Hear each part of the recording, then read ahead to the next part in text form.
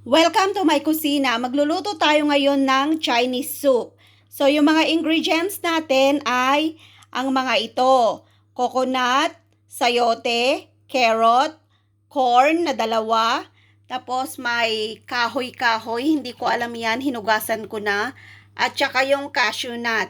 Mayroon din tayong pangbalat, kutsilyo, at saka sangkalan. Siyempre, ito po yung paglulutuan natin. Yan. Malaki. So, start na po nating maghugas ng ating mga gulay at magbalat. So, hugasan natin yung ating mga sangkap. Yan. Ang bango nito, yung niyog. Yung bango ng niyog. Yan. Alisin natin yung tab.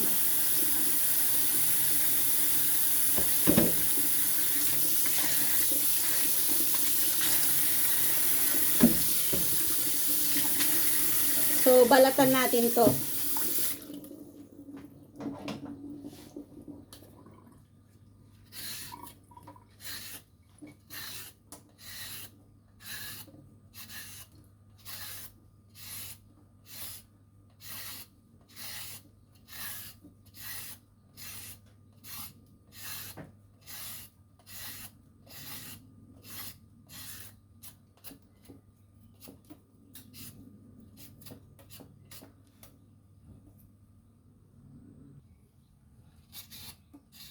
Balatan natin din ang sayote.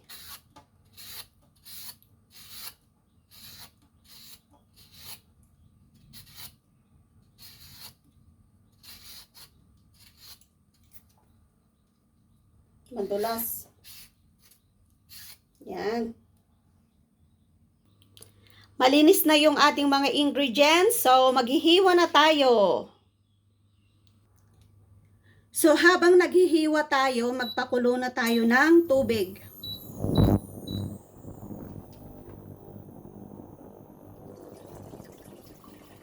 Lalagyan natin ng 1 litro.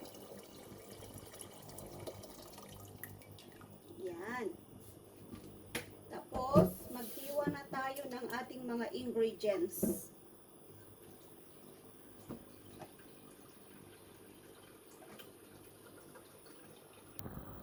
So, hiwain natin yung ating pangalan nito. Sayote. At ilagay sa tubig.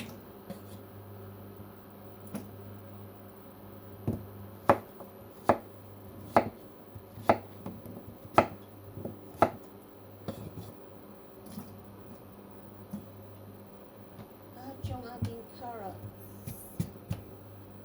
Yan.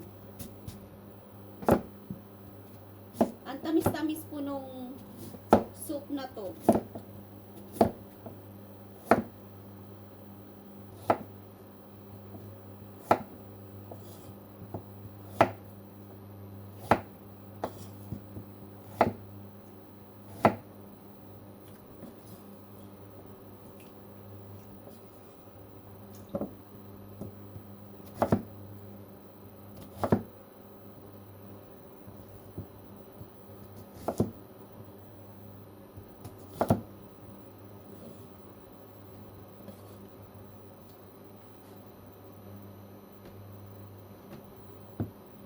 So, eto naman po ay yung coconut. Malambot lang po yan. Yan.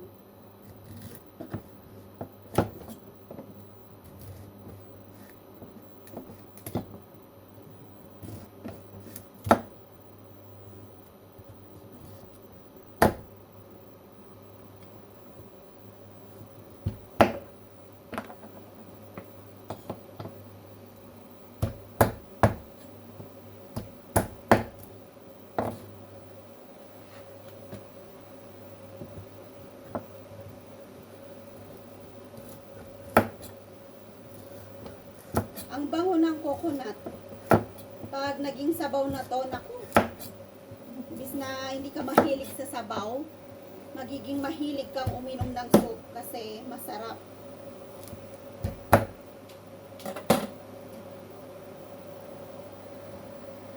So, eto na po yung nahiwa natin. At eto naman yung coconut. Yan, lagay natin doon. At hihiwain natin yung mais.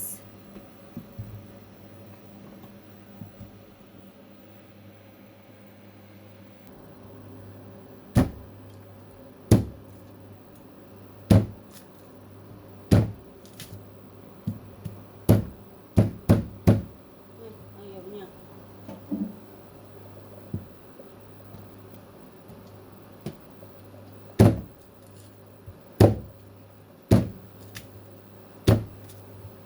Ayan, okay na.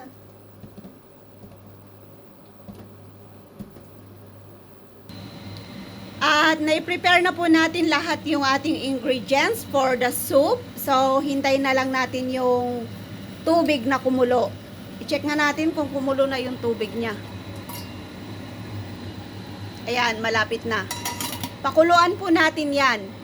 Dapat yung bumubulwak yung tubig bago natin ilagay lahat etong mga ingredients natin.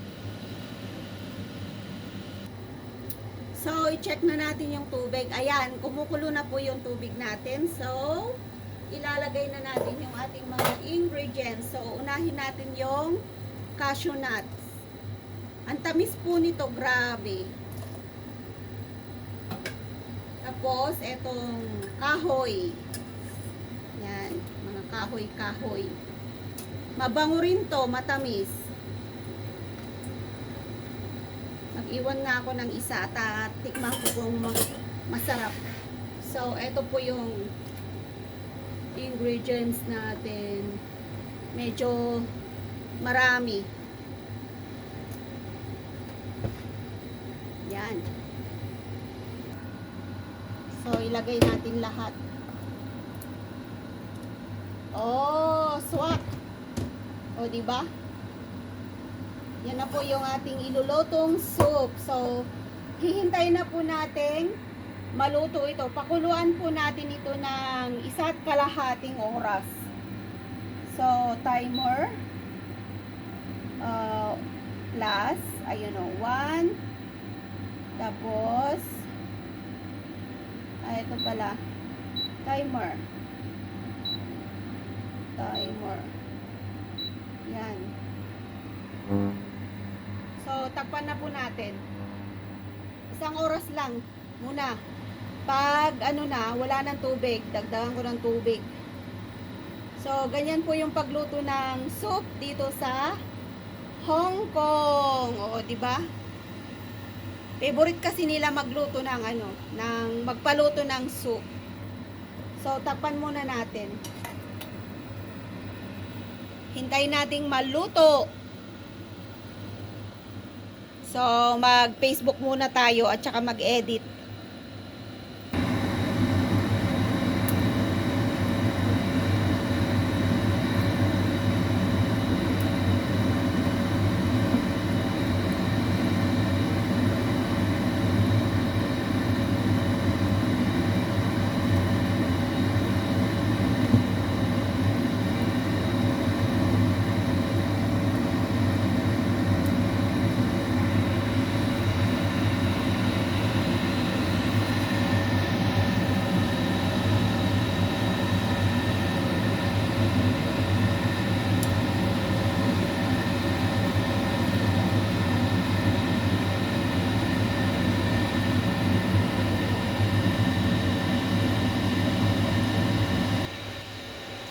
Ayan po, nag-start na siyang kumulo. Hindi ko muna tatakpan kasi punong-puno po yung lalagyan ko.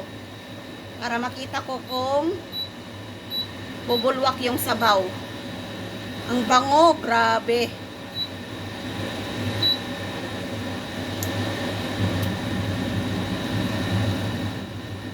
O, diba? Ang sarap.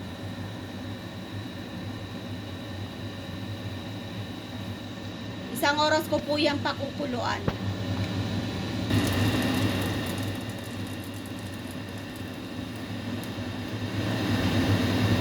So, takpan muna natin.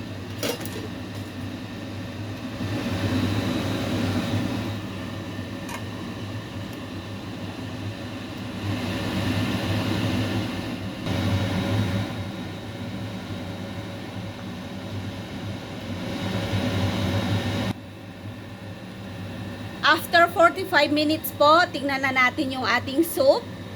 Kung ano na yung kinalabasan. Ayan, konti na lang yung sabaw. Ang bango, grabe. Nakikita nyo, konti na lang po yung sabaw niya. So, may 15 minutes pa po para pwede nang humigop sa sabaw ng ating soup. Wow, so yummy. So, takpan ulit natin.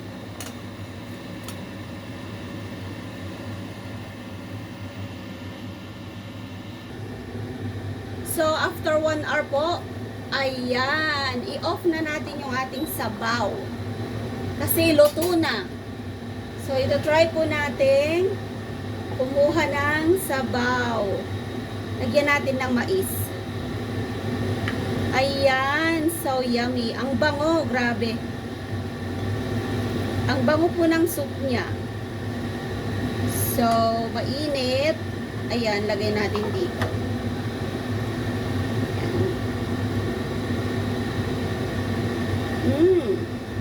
Sarap po, oh. Gusto nyo? Ang bango, grabe.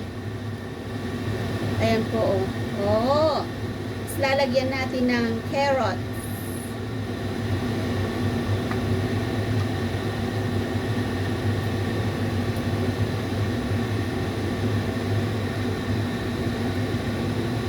Yan. Design. Lalagyan natin ng mga ganito. Para mayroong siyang design. Pampasarap. Masarap. So, maghigop na po tayo ng sabaw. So, ito na po yung niluto kong sabaw for today ng mga Chinese. So, subukan nyo pong iluto to. Masarap. So, try this recipe at home kasi sobrang yummy. Yan, ang sarap ng ating sabaw. Ang bango, grabe. So, thank you for watching my YouTube channel. Please subscribe, Lynn Chico Vlogs, and don't forget to ring the bell for more videos. Sana po nag-enjoy kayo sa cooking recipe natin today. O, diba? Ang sarap. So, higop na po tayo. Titikman natin yan. O.